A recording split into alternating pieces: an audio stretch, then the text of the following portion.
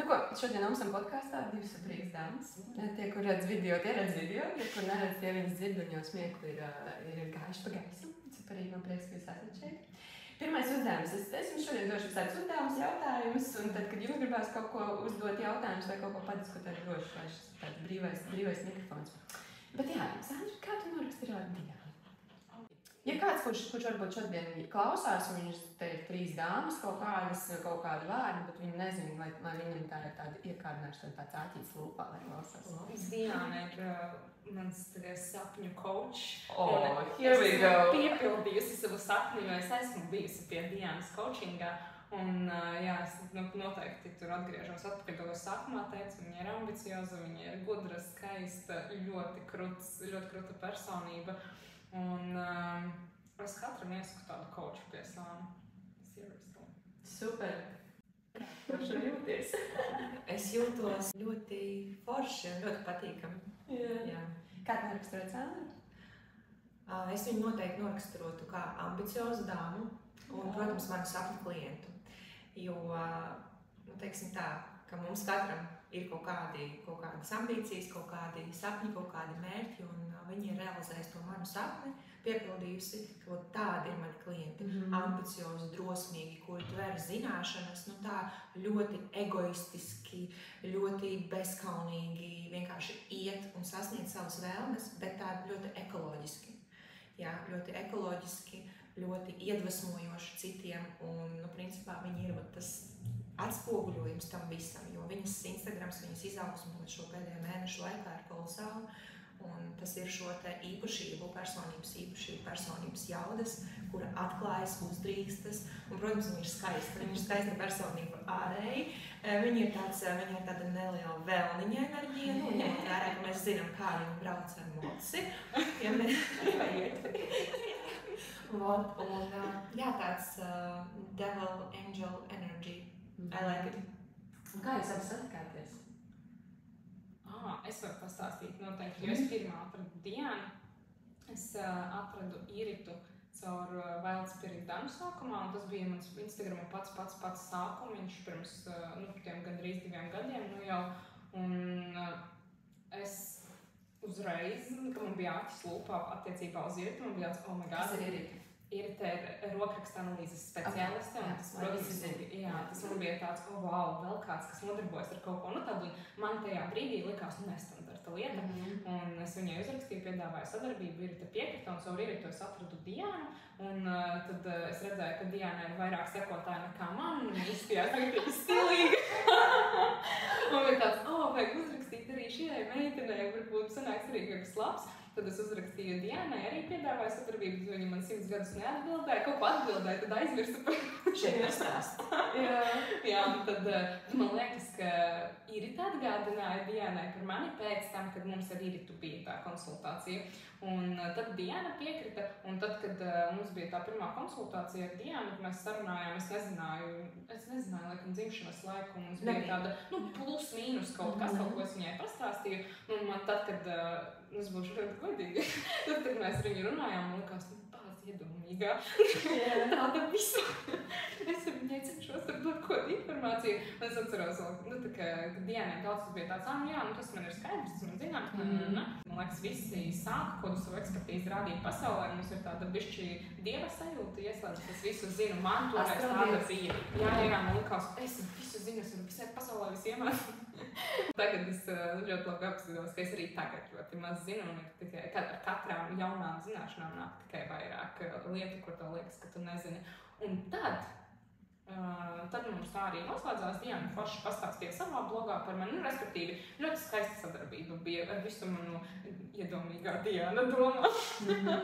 Bet pēc tam, es nezinu, pēc cik ilga laika tas bija, es sāku atkal čekot Diānas profilu, man riktīgi likās kaut kas tāds, oh wow, un tad man ļoti patīk enerģija, un es pieteicos pie viņas uz coaching, un tikai viņa izziņoja kaut ko, un es uzreiz ielicu tajā VIP vadībā, Un pēc tam es stāstīju, ka es kočojos savā blogā, un man ļoti daudz prasīja, pie kā tu ej kočoties, un cilvēkiem, kuriem es gribēju pastāstīt, un es teicu, ka pie Dianas, un es saņēmu arī no citiem tādas frāzes, ka, jā, man arī pēdējā laikā ļoti cepīgas enerģijas, arī gribētu uz coachingu. Tā kā kaut kas tur bija, tajā brīdī tur bija kaut kas man bija ļoti vajadzīgs, un tā mēs sākām tuvāk kontaktēties tā coachinga ietvaros, tad es Dianai stāstīju, kādi ir mani sasniegumi, tad, kad viņi atgriezās no Balī, mēs coachojāmies, kamēr tu jau biji Balī. Jā, viņi jau bija Balī. Tu pieteicies ātrāk, bet vienkārši mēs sākām vēlāk. Jā. Un tad, kad Diana atgriezās, tad mēs aizgājām uz kafiju. Jā. Un ko Diana domāja par to, ka tev Santa piedāvāja to astro konsultāciju un visu to, kur tu aizmirsti? Tāpēc es neesmu vienīgā. Es parādīju. Es esmu ļoti piesardzīgais tips. Es vispār pēc, tā kā es esmu visa tajā psiholoģijā, psihoterapijas, visas izzināšanas tēmā, un coachingu papildinu ar to, un izejot no tā, kāda es esmu, es attiecīgi arī reaģēju. Es esmu izvairīgais tipiņš, un es vienmēr izčakoju. Kas tas ir par cilvēku, ko viņš no manis grib, kādā sakarā kaut ko viņš no manis grib un tā. Jo, tas basic, tā stratēģija ir saskatīt, ko viņš no manis grib. Kaut kas nav, kaut kā. Un tad Irita, mēs ar Iritu kaut kā satikāmies, un es viņai pēdēju, kas tāda Sandra ir, ko viņa no manis grib. Un Irita, viņa pateica, normāli meitene, viss ir kārtībā. Es Iritai uzticos, jo mēs ar viņu esam senāk pazīstamus un kaut kā kopā startējam. Vienu otrai palīdzot šajā online biznesā, infobiznesa visa ceļā. Un tad es Sandrai pateicu, man nebija mans dzimšanas laiks. Un viņa man iedeva pēc tam arī stimulu viņu noskaidrot, iedeva kontaktus, ko es tagad zinu. Un man bija tā kā daudz kas skaidrs, jo es vienkārši izzinu psiholoģiju, es izzinu savu personību jau sen. Un Sandra Segot, tas neapmierināja, ka viņa saka, es zinu. Tas ir normāli, tāpēc nāk arī dāmas, kuras visu zina. Un tu tā kā dažreiz domā, labi, un tev ir jāņem no savs ego, lai tam cilvēkam tiešām palīdzētu. Jo šeit nav vieta tam, kad tu visu zini, tad tev nevar palīdzēt. Vari, vienkārši šis cilvēks zina daudz, un tad, kad tu esi iesācies, tev ir šis viltvāršu sindroms, viņš slēdzās iekšā momentāli. Un es it kā kaut ko zināju, bet man tāpatās bija interesanti.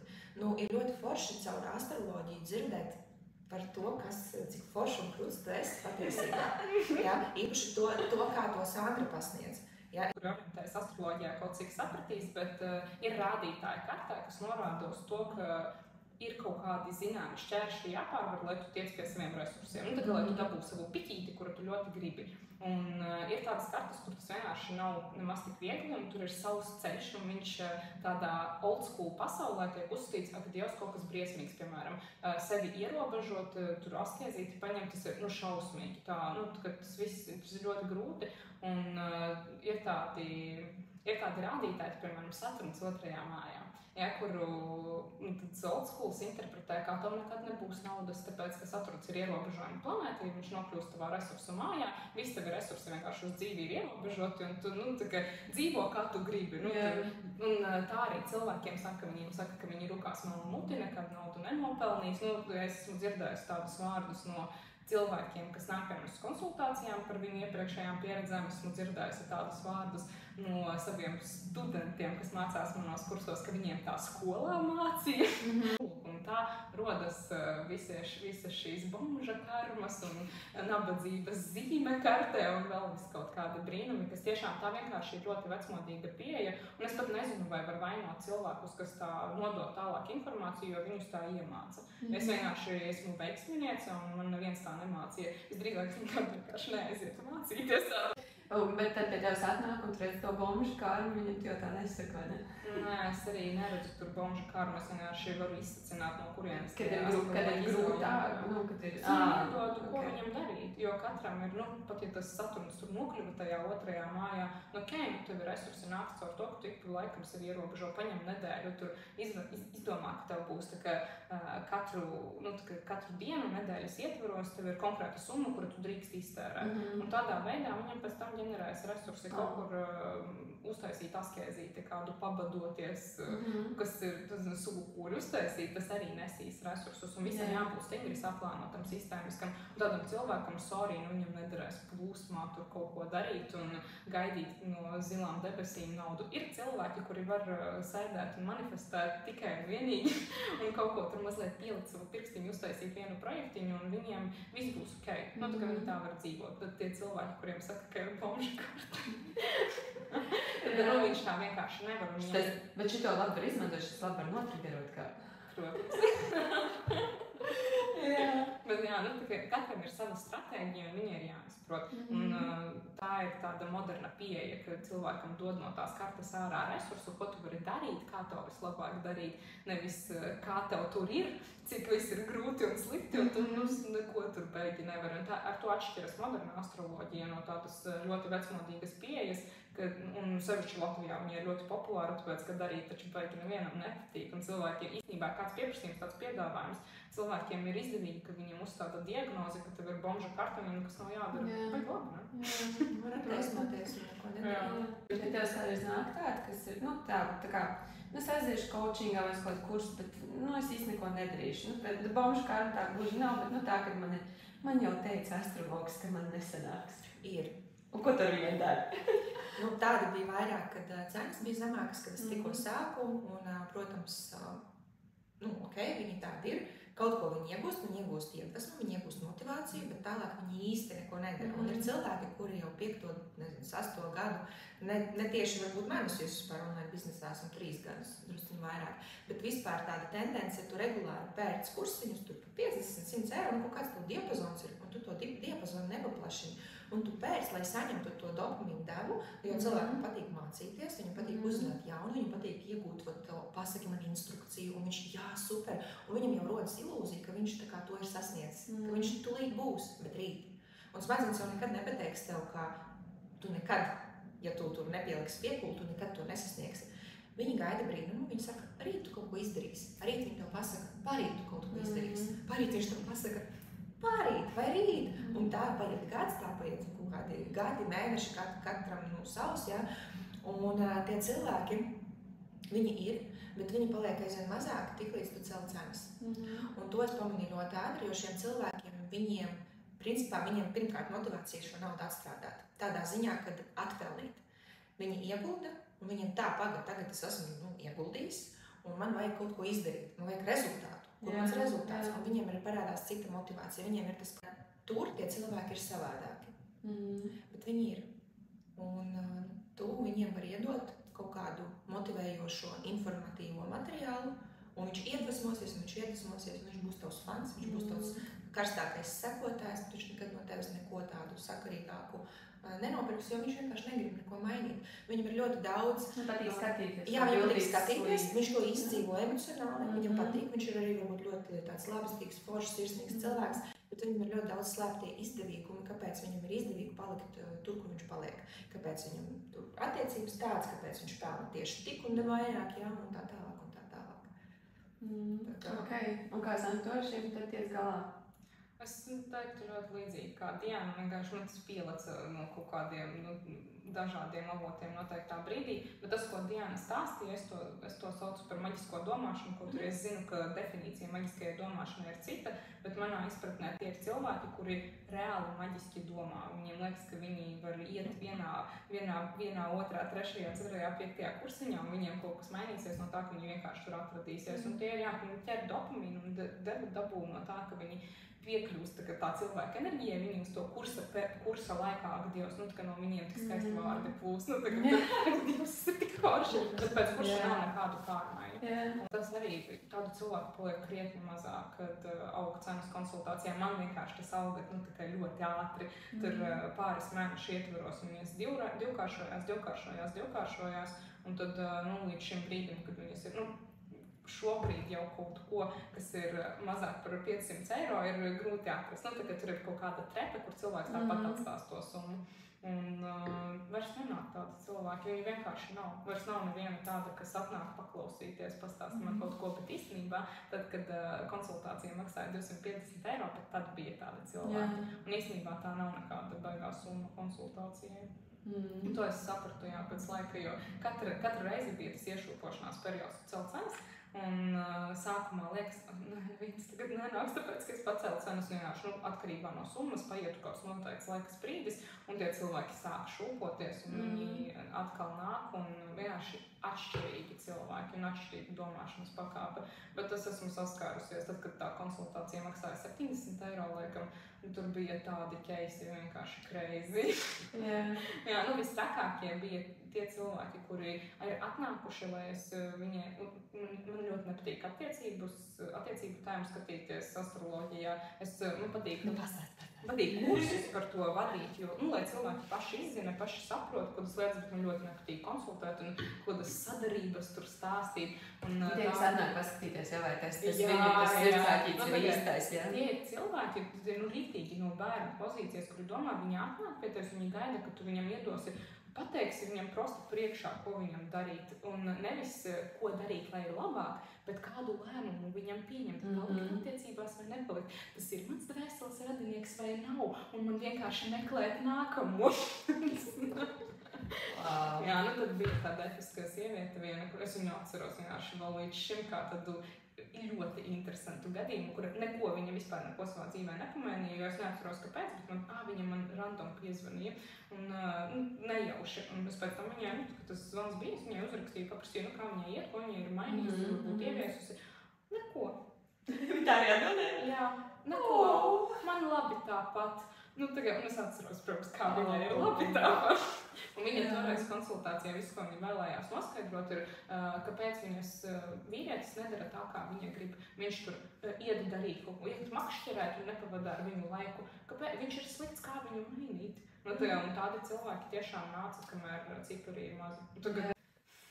Tev bieži ir tāda, varat viņa kārtu paskatīties? Jo man liekas, tas tāds sievieši tā kā ielūrēt iekšā drīz. Nav īsti, nav bieži, jā.